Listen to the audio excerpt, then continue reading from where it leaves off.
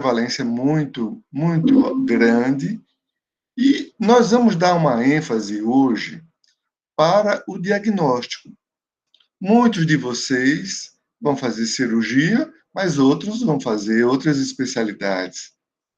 Mas é importante para o médico generalista que ele saiba diagnosticar a hérnia. O tratamento, eu acho que já seria para especialização. A gente vai falar alguma coisa sobre o tratamento, sobre as principais técnicas, mas o importante é vocês saberem o diagnóstico das hérnias. Diagnosticando a hérnia, você pode até salvar uma vida, porque, como a gente vai ver, as hérnias podem complicar. Então, vamos começando falando que a história da hérnia é a história da própria humanidade. O homem sempre se descobriu com essas tumorações na parede abdominal.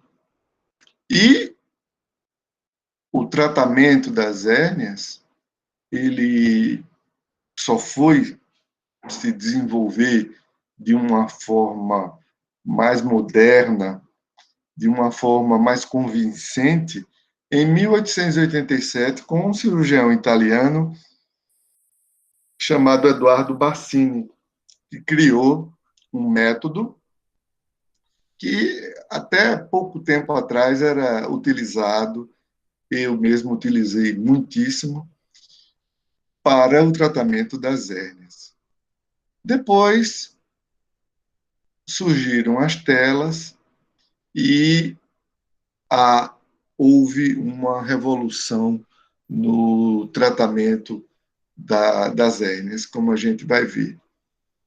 Então, no passado, o que se podia fazer para tratar uma hérnia, como mostra essa gravura, era tentar reduzir essa tumoração, quando ela estava encarcerada, e se tentava reduzir através de múltiplas manobras, colocando o paciente de cabeça para baixo. Enfim, por que surgem as hérnias? Porque uns têm hérnias e outros não têm. É interessante a gente conversar um pouco sobre o motivo, a fisiopatologia das hérnias. Ainda há pouco eu estava lendo um trabalho publicado sobre hérnia, que conclui que as hérnias são multifatoriais. Elas podem ter múltiplas causas. E essas múltiplas causas, elas podem vir em conjunto ou isoladas. Primeiro são os defeitos congênitos. Quando, por exemplo, uma criança nasce com a persistência do conduto peritônio vaginal, vocês sabem que o testículo se desenvolve na cavidade peritoneal e, durante o desenvolvimento embrionário, ele migra para a cavidade, para a bolsa escrotal, ele deixa atrás de si um pertúito, chamado conduto peritônio vaginal, que, na imensa maioria dos pacientes, se oblitera. Quando esse pertúito não se oblitera, se desenvolve uma hérnia congênita. As alterações anatômicas. Então, tem pacientes que têm defeitos anatômicos que favorecem o desenvolvimento de hérnias, como alterações nas inserções dos tendões planos, como o músculo oblíquo interno, o músculo transverso, alterações pélvicas, que fazem com que haja um favorecimento para o desenvolvimento das hérnias. Defeitos histológicos. eu anotei aqui alguns aspectos histológicos. Quando há um bloqueio de algumas enzimas, como a lisil-oxidase, que é necessária para a formação do fibroblasto, que é a célula que vai produzir colágeno.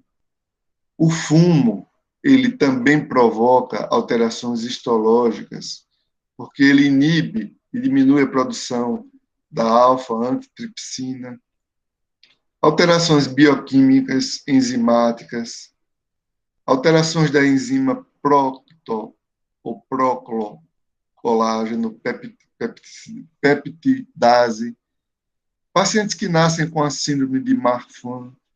Então, essas alterações histológicas, elas favorecem o desenvolvimento das hérnias. E a iatrogenia nas hérnias incisionais, quando o cirurgião não fecha adequadamente a cavidade abdominal, a parede abdominal, deixando uma estrutura tecidual que vai favorecer o desenvolvimento das hérnias. Tem um pesquisador judeu, ele mora em Tel Aviv, chamado Robert Ben David, é um grande pesquisador de hérnias. Ele acha que as hérnias se desenvolvem como doenças ligadas a erros do metabolismo e da má nutrição. Se a gente sabe que o zinco e a vitamina C são importantes para a produção de enzimas que vão estimular a migração do fibroblasto, e se você tem uma deficiência nutricional, você já vai ter um perfil histológico que vai favorecer. Então, muitas vezes cai em prova de residência o que é uma hérnia. Né? Uma hérnia, ela, para acontecer, tem que ter um defeito, um enfraquecimento, uma ruptura, um relaxamento de estruturas que resulte ou não na penetração de vísceras ou tecidos através dessa abertura. Então, aqui houve uma descontinuidade da parede abdominal, o intestino, o epíplon, ou nenhuma hérnia, ou nenhuma estrutura penetra nessa cavidade. Vocês lembrem que a cavidade peritoneal é uma cavidade de pressão positiva. Então, qualquer defeito da parede, essa estrutura migra e migra, provocando complicações para essas estruturas vitais que são as alças intestinais. Bom, eu não vou falar hoje das hérnias lombares. Vamos falar das hérnias mais frequentemente encontradas na prática médica diária. As hérnias epigástricas. Vocês estão lembrados da anatomia da região abdominal, da parede abdominal anterior, a região epigástrica, as hérnias incisionais, as hérnias umbilicais, que se desenvolvem na cicatriz umbilical, as hérnias inguinais e as hérnias femorais ou crurais. A femoral ou crural são sinônimos. A região crural, região femoral. Se usa mais a nomenclatura femoral. Essas são as mais comuns. Vamos falar um pouco também sobre os fatores que aumentam a pressão intraabdominal. Vocês viram que, havendo um fator predisponente, pode haver um fator de start, de desenvolvimento. O primeiro passo para desenvolver uma hérnia.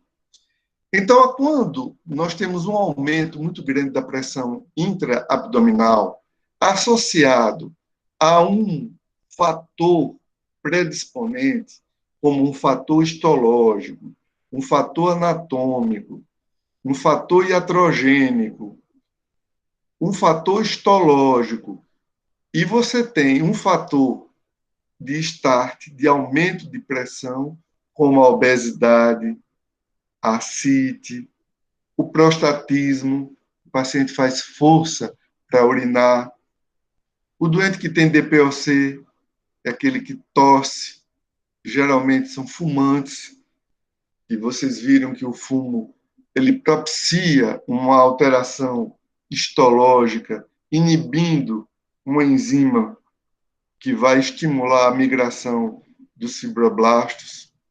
Os constipados, que são aqueles pacientes que fazem força para evacuar. E o exercício físico, principalmente o exercício físico sem uma orientação. Eu tenho alguns pacientes acima de 47 anos que nunca fizeram atividade física e vão para a academia, muitas vezes sem uma orientação, começam a erguer peso, a fazer atividades que vão aumentar a pressão abdominal de forma abrupta, e isso, associado a um fator já instalado, vai favorecer o aparecimento de hérnias. Então, aqui são os chamados pontos débeis. Essa linha aqui é a chamada linha alba. O músculo reto abdominal, ele fica dentro do envelope, que é a bainha anterior do reto, que passa pela bainha posterior e se continua com a fibra muscular. Esses dois lados se unem numa linha aonde você tem apenas a aponeurose e o peritônio. Então, essa linha é uma linha débil, assim como essa linha aqui. Imagine uma linha imaginária, que é a linha semilunar de Spiegel. Daqui para baixo, esse envelope duplo, com duas camadas e um músculo no meio, se transforma apenas na bainha anterior. Por quê? Para que a mulher possa desenvolver a gestação. Seria muito difícil haver a protusão gestacional se essa bainha posterior do reto viesse até aqui. Então, aqui para baixo, nós também temos um ponto débil, que é a hérnia de Spiegel, que é uma hérnia relativamente rara.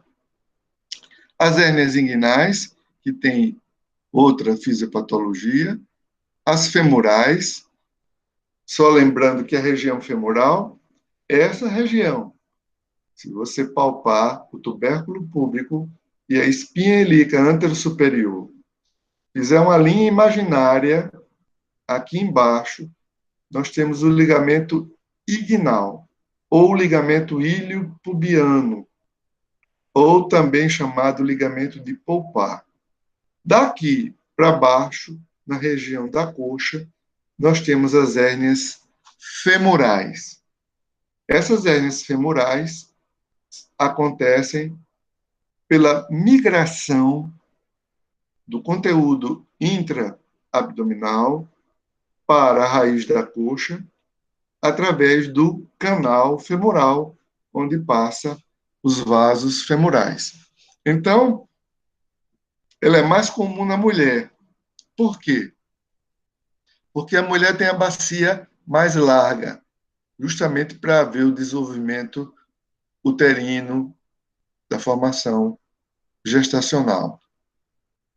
A hérnia femoral no homem é muito, muito rara. Então, quando vocês forem examinar os seus pacientes, fiquem de olho na região epigástrica, na região umbilical, na região inguinal e na região crural ou femoral. A hérnia de Spiegel é muito rara. Se o paciente tiver uma incisão abdominal prévia, você também fica de olho para ver se há uma tumoração nessa região, onde houve a incisão. Nós chamaríamos de hérnia incisional. Vejam que a hérnia inguinal ela é extremamente mais frequente em homem do que em mulheres. E a femoral, muito mais frequente nas mulheres, pelos aqueles fatores que eu lhe falei. A bacia da mulher é mais larga que a do homem, sendo assim, a mulher tem esse andar mais gracioso devido à formação da bacia. Consequentemente, a aponeurose do músculo oblíquo, do músculo transverso do abdômen, vai se inserir mais lateralmente no tendão, no ligamento de Cooper, deixando o orifício femoral mais aberto, consequentemente, havendo o aparecimento das hérnias femorais. A hérnia umbilical é mais comum em mulher. Em crianças, a gente pode esperar, porque elas fecham com muita frequência, e os outros tipos de hérnia, como a hérnia de Spiegel, são mais raras. Aí está uma hérnia epigástrica, comum. Nós vamos ver aqui uma hérnia umbilical, que pode acometer adultos em qualquer fase da vida e crianças e recém-nascidos. Crianças, se persistir após 5 anos, operar. Se houver dor e encarceramento, também. Se o defeito é maior de 4 centímetros, dificilmente a hérnia vai se fechar e é melhor corrigir precocemente. Essa é uma técnica que se usava, uma espécie de um jaquetão, mas hoje não usamos mais, usamos tela em todos os casos, exceto nas crianças, nos infantes. O tratamento cirúrgico da hérnia umbilical, em criança, não há necessidade de tela, nos adultos, quase sempre. Hérnias incisionais podem se transformar em problemas extremamente complexos, como essa hérnia aqui. Então, vocês estão vendo aqui uma cicatriz de uma incisão mediana, uma incisão, portanto, que foi feita num ponto frágil e que houve uma abertura, uma deiscência e a formação de um gigantesco saco herniário incisional. O tratamento é um tratamento complexo que exige a colocação de telas para a correção. Você tentar corrigir uma hérnia daquele tipo sem o uso de tela é extremamente difícil. Essa tela é uma tela chamada tela Procide. Ela tem um revestimento de material vegetal e no meio da tela ela é feita de material à base de isopolipropileno e o objetivo desse material vegetal é ele evitar a formação de aderências intraabdominais. Essa é a técnica de Rives. Esse é um paciente nosso com a gigantesca hérnia ingno-escrotal. Muitas hérnias inguinais, elas migram para a bolsa escrotal. Toda hérnia que migra para a bolsa escrotal, e é uma redundância, viu, gente, dizer bolsa escrotal. Você pode dizer escroto. Mas a gente se acostumou a dizer bolsa escrotal. Ou escroto, que quer dizer bolsa. Então, esse conteúdo, quando migra para cá, o grande perigo é haver o estrangulamento. O anel inguinal interno, que está lá em cima, está tão aberto que passou o conteúdo com epíplon e alças para o interior da hérnia. Houve já uma tentativa de correção aqui, ó, alguém já tentou corrigir e a hérnia recidivou, o caso que precisa ser corrigido com tela, que foi o que nós fizemos. Vamos agora dar uma ênfase para o diagnóstico. Lembrando sempre, olha, ele tem uma incisão, tá vendo? Uma laparotomia paramediana direita, mas não tem hérnia. Mas quando a gente começa a examinar o paciente e começamos sempre com o paciente em pé e a gente começa a fazer uma comparação dessa região inguinal com essa, a gente vê que há uma assimetria. Algo está diferente. Quando a gente tenta reduzir esse conteúdo, que é mais ou menos do tamanho de um ovo de galinha, ele reduz facilmente. Uma das características das hérnias, não esqueçam dessa dica, é a redutibilidade. Ela se reduz com manobras, com decúbito. Quando a gente manda esse paciente deitar em decúbito dorsal, essa tumoração praticamente desaparece. Então, com o paciente em pé, em ortostase, a gente vê que a hérnia se protuz. E você, com o polegar, reduz isso facilmente. Todo cuidado. Quando a hérnia não reduz, é porque ela está encarcerada. E toda hérnia encarcerada, um dia ou uma hora, pode evoluir para uma hérnia estrangulada. Tem casos que são mais difíceis. Aparentemente, você examinando não nota uma assimetria. E aí a gente precisa fazer a manobra de Landiva, que é fazer uma eversão ou uma inversão da bolsa escrotal com o dedo indicador em direção ao anel inguinal externo.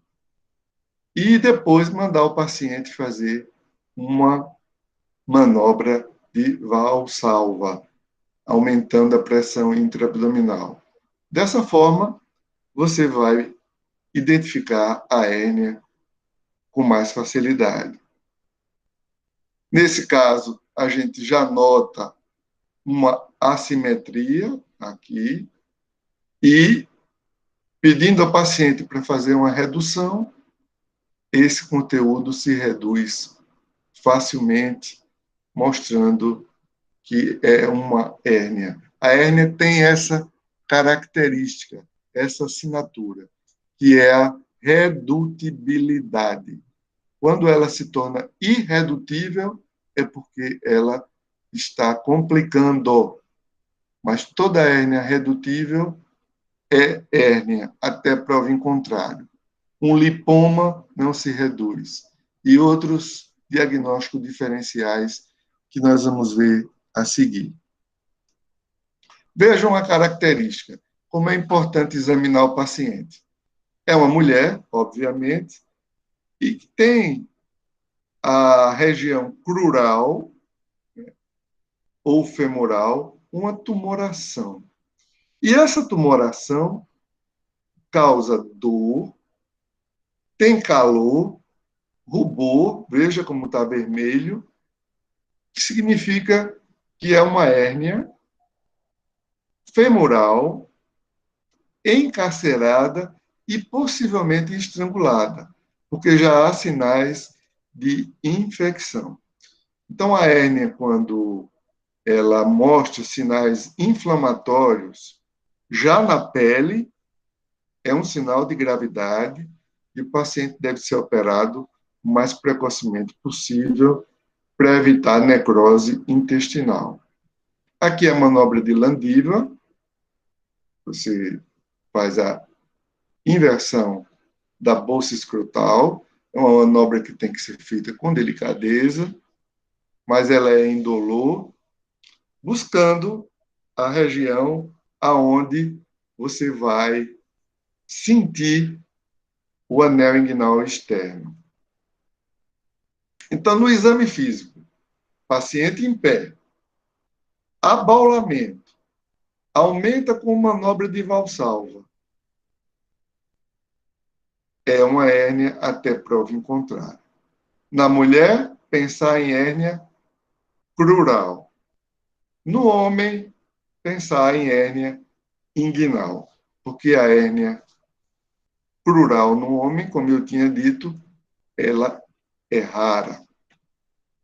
Fazer a manobra de Landiva, como vocês estão vendo aqui, colocar o paciente em pé, explicar a ele como vai ser a manobra, realizar com delicadeza. Enquanto uma mão palpa, o dedo vai em direção ao anel. E aí você vai sentir a tumoração na ponta do dedo, principalmente se for uma hérnia indireta. Nós vamos mostrar para vocês a classificação de Nihus, que é a classificação mais utilizada. Então, a consistência geralmente é amolecida, ela tem essa assinatura que é a redutibilidade, para vocês não esquecerem. A palpação, você pode sentir o toque na ponta do dedo. Na indireta, o encontro é no dedo do examinador. E na direta, ela tem uma orientação lateromedial. Ou seja, na hérnia direta, a manobra de Landiva é pouco eficaz. Basta a inspeção e a palpação, como está sendo feito com a mão esquerda nesse caso.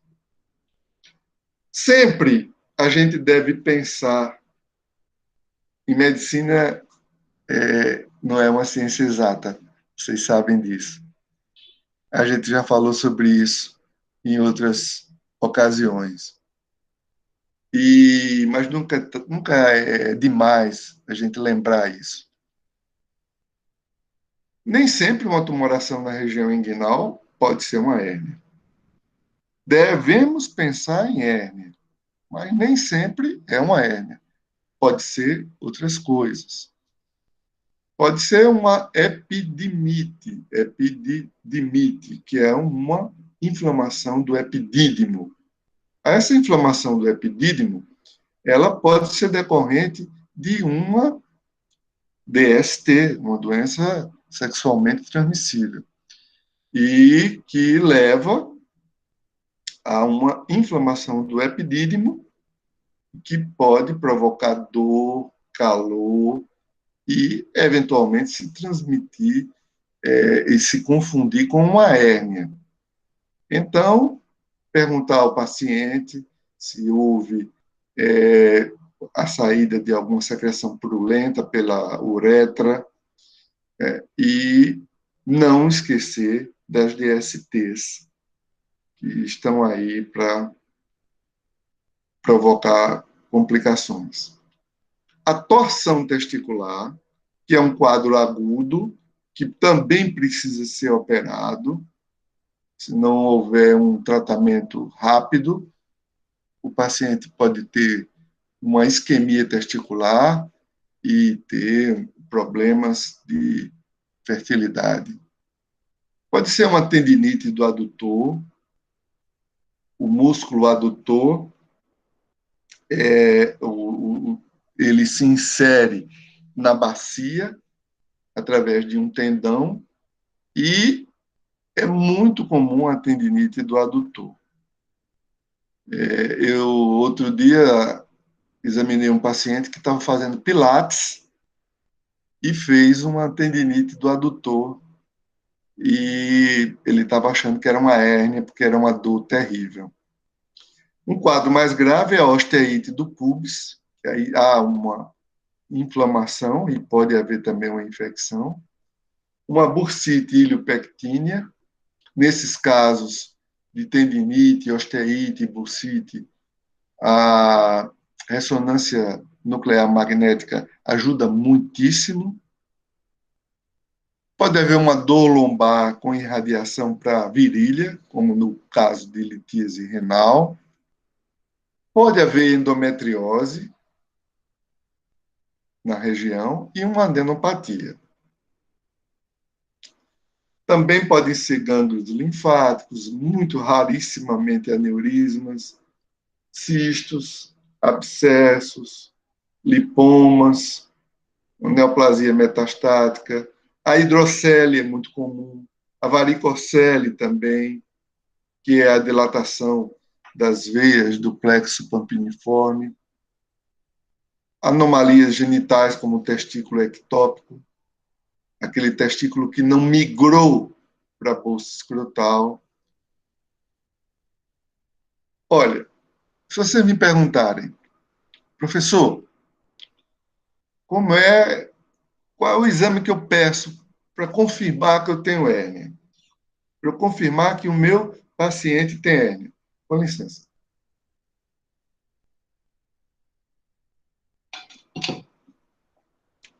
E eu vou lhes dizer, na imensa maioria dos casos, vocês não vão precisar de exame nenhum. Nenhum. Às vezes o paciente diz, puxa, o senhor não vai pedir exame nenhum, não vai pedir uma radiografia, não vai pedir ultrassom. Não. Na imensa maioria das vezes, o especialista ele é capaz de dizer que o paciente tem uma hérnia com toda segurança, quando ele preenche aqueles pré-requisitos, redutibilidade, a tumoração, a localização, a história do paciente. As hérnias, de um modo geral, não doem, provocam um certo ardor ou uma dor muito leve, mas elas apresentam uma tumoração. Mas em alguns casos, pacientes muito obesos, pacientes que têm pequenas hérnias com quadros similares de dor, de problemas osteomusculares, você pode e deve solicitar a ecografia, que é uma ultrassonografia, e a ressonância nuclear magnética. A tomografia computadorizada, ela também pode ser solicitada, mas eu ficaria com a ultrassom e a ressonância magnética. A herniografia e a radiografia convencional são pouquíssimo utilizadas e contribuem muito pouco para o diagnóstico. Então, algumas hérnias epigástricas, pacientes muito obesos, pacientes que você não tem uma segurança no diagnóstico, que houve uma dúvida, peça uma ressonância nuclear magnética ou uma ultrassonografia. São exames que têm uma sensibilidade de quase 100%, como no caso da ecografia, e de 90% a 96% da ressonância nuclear magnética. Esse foi um grande cirurgião americano lá da Universidade de Chicago, o Lloyd Niros. Esse cirurgião teve aqui em Maceió em 1982. Ele passeou na Lagoa Manguaba, na Lagoa Mundaú, e conversamos muito com ele. Eu tenho um livro com a dedicatória dele. Grande cirurgião, grande professor, grande estudioso das doenças do aparelho digestivo e das hérnias. Ele criou essa classificação, que é uma classificação feita no transoperatório. Você pode até supor que esse paciente ou aquele tenha uma hérnia tipo 1 de Nihus. Por exemplo, uma criança, um recém-nascido, ou um infante, 2, 3, 4, 5, 6 anos, tem uma hérnia inguinal, é uma hérnia indireta, é uma hérnia decorrente de um problema congênito, decorrente da deficiência do fechamento do, do cordão, decorrente da migração do testículo para a bolsa escrotal. Se é uma tipo 2, é uma hérnia indireta com anel inguinal interno alargado. Se é uma hérnia tipo 3, já há um defeito da parede posterior. São as hérnias diretas a nervos tipo 3A, a nervos tipo 3B e a nervos tipo 3C são as hérnias femorais. Essas hérnias tipo 3 e quase todas tipo 2 são hérnias que devem ser tratadas com próteses, ou seja, com telas. As hérnias 4 também são hérnias que devem ser sempre tratadas com o uso de próteses. São as hérnias recidivadas, que podem ser também diretas, indiretas, femorais ou mistas. Vejam que a hérnia mista é essa hérnia tipo 3B, virgem de operação, que ela tem um alargamento do anel inguinal interno e tem uma destruição. Destruição é uma palavra muito forte, mas ela tem uma falha, um defeito também da parede posterior. Então, é uma hérnia tipo mista. Então, quando essa hérnia mista é recidiva, a gente diz que é uma hérnia tipo 4D.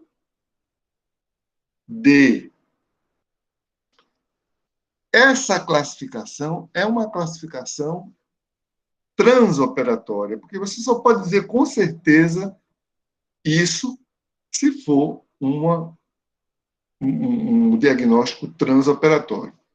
Por que essa classificação é muito importante? Ela é muito importante para você escolher qual o melhor tratamento para aquele caso. Você está operando uma criança com persistência do conduto peritônio vaginal, uma hérnia congênita. Vai colocar tela? Por favor, não precisa. É uma hérnia tipo 2? Pense. É provável que precise. Tipo 3 e tipo 4, só opere se houver uma prótese, uma tela para você colocar. Porque, senão, você vai ter índices de recidiva em torno de 30%. E com a técnica com tela, você tem índice de recidiva de 1 a 2%, o que é muito diferente.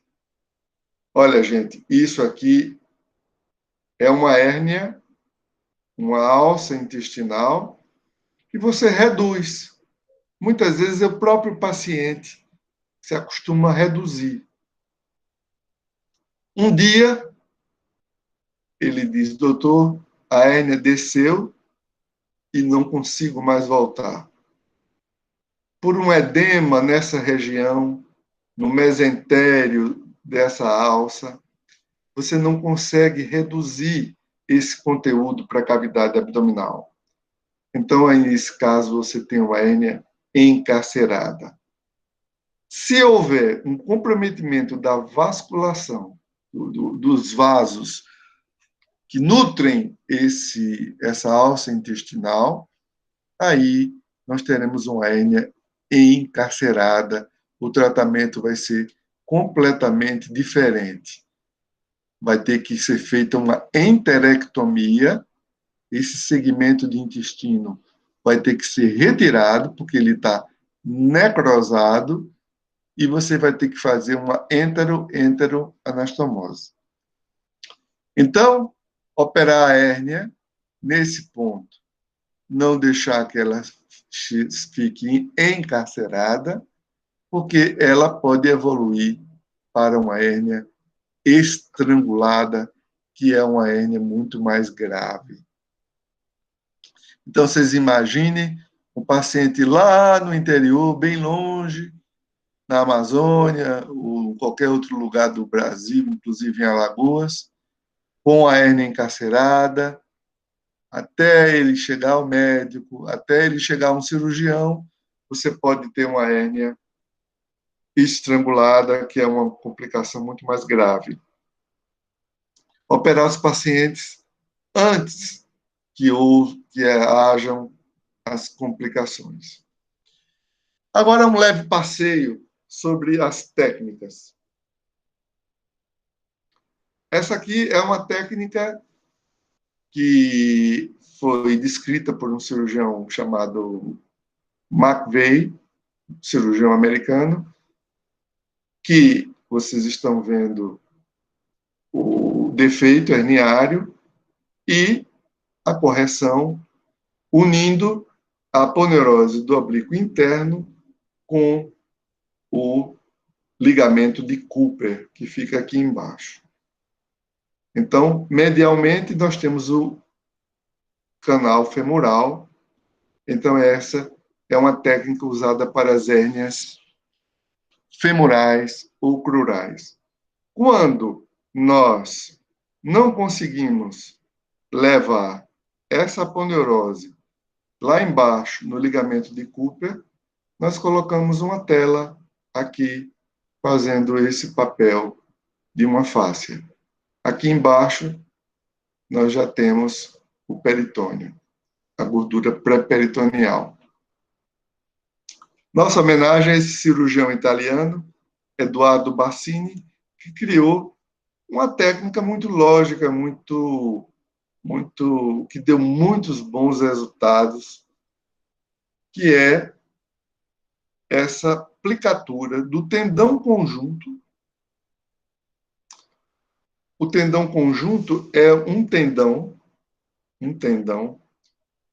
que, na realidade, não tem essa função dos demais tendões do nosso corpo, porque ele nada mais é do que a junção da aponeurose do músculo oblíquo interno com o músculo oblíquo externo.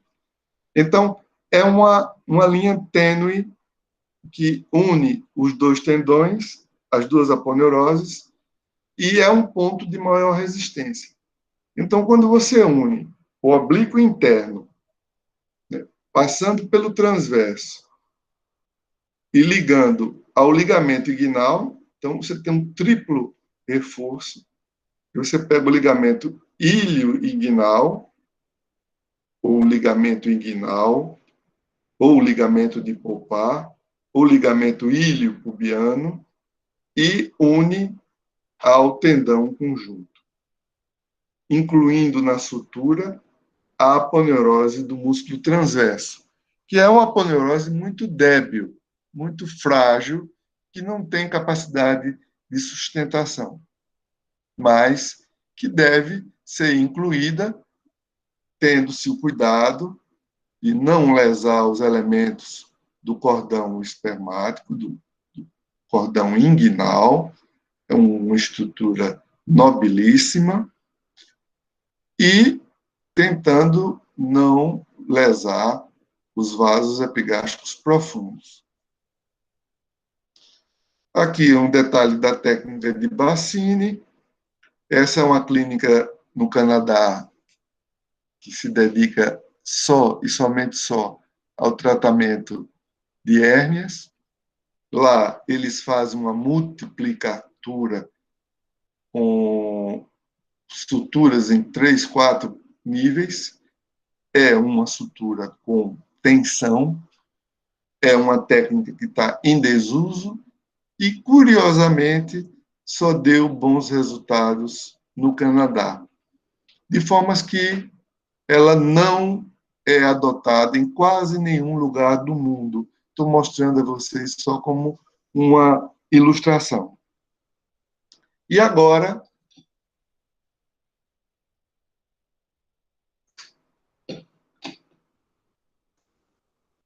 vamos falar um pouco sobre as próteses. Eu falava há pouco com a Júlia e o Rodrigo que a ciência, o saber, ele é feito tijolinho por tijolinho. Eu espero hoje colocar um tijolinho na formação de vocês. A gente não se torna médico de uma hora para outra, não se torna um especialista de um dia para o outro. É uma formação lenta, contínua, gradual e que nunca termina. Tudo começou com o desenvolvimento do fio de nylon. O fio de nylon foi descoberto anos antes, depois da Segunda Guerra Mundial, e a partir daí, um pesquisador chamado Usher começou a fazer um trançado com os fios de nylon, mais ou menos desse jeito, uma visão macro, aqui uma visão com 10 vezes e aqui uma visão com 40 vezes. Porque ele achava que, havendo esses poros com mais ou menos 620 micras, o fibroblasto ia migrar para o interior desses poros e, consequentemente, ele ia produzir colágeno aqui no meio e haveria como que enganando o corpo, o organismo, de que aquela estrutura seria incorporada ao tecido, dando uma força têncil incomparavelmente maior do que o tecido vivo. Tanto é que, quando nós reoperamos um paciente com tela, a gente não consegue mais ver a tela desse jeito. A gente vê um tecido branco, como se fosse aponeurose, e a gente pode fazer uma incisão, abrir a cavidade abdominal, depois fechar, como se a tela já estivesse, e está, histologicamente falando, incorporada ao organismo. Então, isso foi uma descoberta muito, muito bacana, que provocou uma evolução muito grande na cirurgia das hérnias. Aí começaram a se usar telas das mais diversas formas, fazendo umas cabaninhas, uns charutinhos, colocando a tela, cortando dessa forma, ou dessa forma, com uma técnica russa, técnica escrita por Rutkov, que colocava esses cones de tela nos defeitos herniários, e depois essa tela double face, ela tem dupla camada. Então, foi uma evolução que não parou mais. O primeiro cirurgião brasileiro a utilizar foi o Dr. Felício Fauci, no Rio de Janeiro, que em 1964 ele publicou um trabalho numa revista chamada O Hospital, no Rio de Janeiro, no idioma pátrio, em português. Essa técnica é uma técnica fantástica, ele usando uma tela de Marlex, só que ele publicou em português numa revista de baixa circulação. Então, o que aconteceu? O mundo não lê nada em português. A ciência publica e lê tudo em inglês. Então, eu recomendo a todos, viu? Quem não está lendo inglês com dificuldade, pega o livro, estuda inglês, porque todos os bons trabalhos do mundo são publicados em inglês. E, inclusive, algumas revistas brasileiras, como a Acta Cirúrgica, ela é publicada no Brasil, em São Paulo, mas em inglês. Por quê? Porque os editores querem que o mundo leia, e não que só os brasileiros leiam.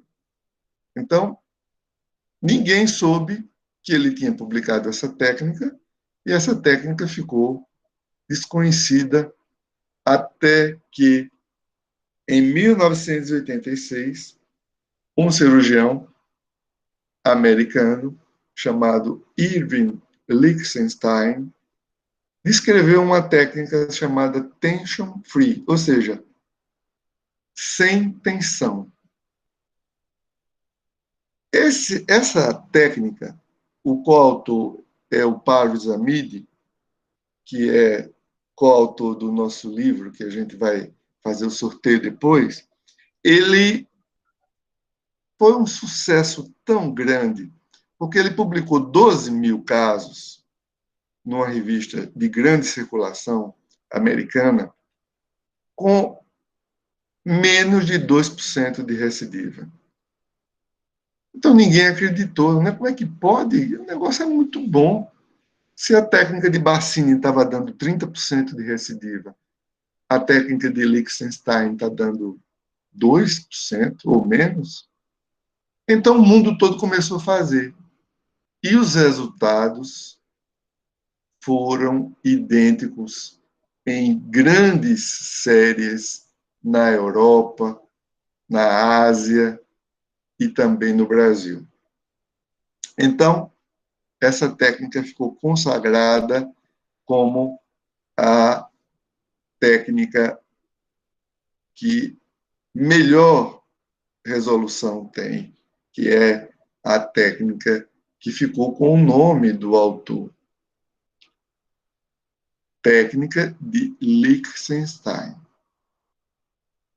Essa foi o título do trabalho, Open Tension Free Repair of Inguinal Hernias, de Lichtenstein Technique. Essa técnica, você fixa a tela com pontos contínuos no ligamento iliopubiano e com pontos separados na aponeurose do oblíquo interno. Faz uma fenda na tela para não haver um estrangulamento do cordão inguinal e está terminada a operação. A gente coloca essa tela rapidamente, cirurgiões experientes colocam essa tela em menos de 10 minutos e tem resultados extraordinariamente bons. Aqui, uma tela, uma hérnia tipo Nihus 3B. Ela tem um defeito da parede posterior. Vejam que o epíplon está aqui dentro. A gente vai abrir, ver se tem alguma alça. O epíplon a gente pode ressecar e depois corrigir com uma tela, como vocês estão vendo aqui. Essa é a técnica de Lichtenstein. Já estamos perto de terminar, viu, gente? Depois eu vou ficar à disposição de vocês para qualquer dúvida. Vocês vão ver em muitos hospitais, inclusive no HU nem tanto, porque é uma técnica que é mais cara, que é o tratamento das hérnias por videolaparoscopia. É uma técnica que é muito utilizada hoje no Brasil e no mundo e tem vantagens e desvantagens. Quando a gente pensa em país pobre, SUS, a gente não pode pensar em... Nós temos que pensar em custos. Então, são pinças caras, trocáteres, a necessidade de anestesia geral, mas vocês fiquem sabendo que é muito, muito, muito utilizada a técnica por videolaparoscopia. Aqui a tela é fixada com grampos. Aqui uma hérnia, uma hérnia de Littré. Essa mão aqui é minha. Foi um caso raríssimo, eu publiquei na revista do Colégio Brasileiro de Cirurgiões, em português, foi um erro meu, porque pouca gente leu, mas está publicado. Isso aqui é um divertículo de Meckel, que estava dentro do saco herniário. Quando nós temos um divertículo de Meckel dentro do saco herniário, nós dizemos que é uma hérnia de Littré. É uma hérnia raríssima. Muito, muito, muito rara. Quem tem muito tem 2 casos publicados. A hérnia de Spiegel é a hérnia da linha semilunar de Spiegel. E a hérnia de Richter é a hérnia em que há um estrangulamento com necrose da borda antimesentérica da alça intestinal. Não confundam hérnia de Littré com hérnia de Richter. Cai muito em prova de residência. A Littré, divertículo. Richter, necrose da borda antimesentérica.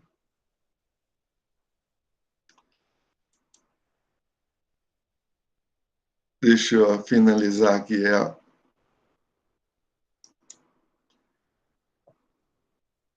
Alô, alô. Boa noite a todos e a todas. Vamos, Júlia. Boa noite, professor. Nobre Júlia Nobre.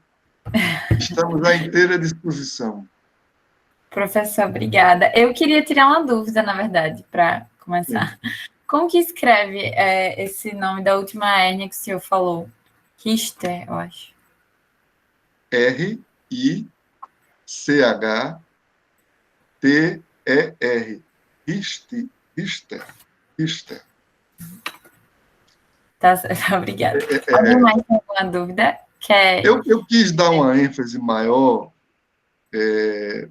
meus queridos alunos, no diagnóstico. Porque o tratamento vocês vão aprender quando forem fazer residência. Aí vocês vão ajudar, vão fazer. Eu queria dar uma ênfase ao diagnóstico, porque muitos de vocês vão trabalhar no PSF, muitos de vocês vão ser clínicos gerais, e independente da especialidade de vocês, fatalmente algum dia vai chegar alguém com uma tumoração na região epigástrica, umbilical ou inguinal, principalmente essas 3, com uma tumoração, e você vai examinar e vai dizer, provavelmente é uma hérnia, ou é uma hérnia. Não esqueçam essa característica, redutibilidade. Toda tumoração redutível da parede anterior do abdômen, geralmente é uma hérnia. Certo. Tem quantos na sala, Júlia? Temos 21 pessoas. Ah, que bom! Legal. Tinham mais, alguns acho que precisaram sair.